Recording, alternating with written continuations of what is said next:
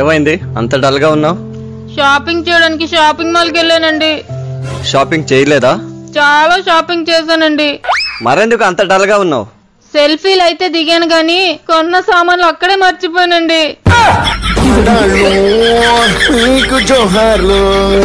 ఈ లెటర్ ఈ రోజు పోస్ట్ చేస్తే ఎల్లుండి ఢిల్లీ చేరుతుందా?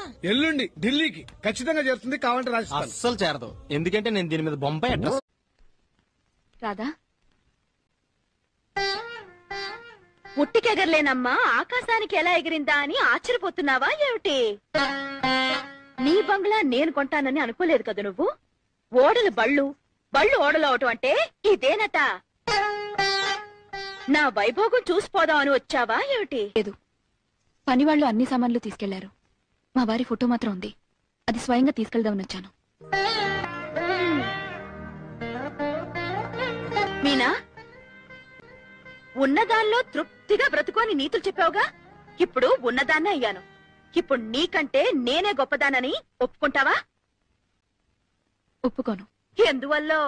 నువ్వు నీ మొగుడిని అమ్ముకుని నా బంగ్లా కొన్నావు. నేను నా మొగుడిని బ్రతికించుకోవడం కోసం నా బంగ్లా అమ్ముకున్నాను.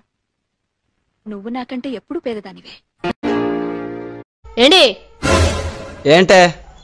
4 రోజుల్లో ఏంటో తెలుసా? తెలుసు, నీ పుట్టినరోజు. గుర్తుందన్నమాట. అయితే ఓకే.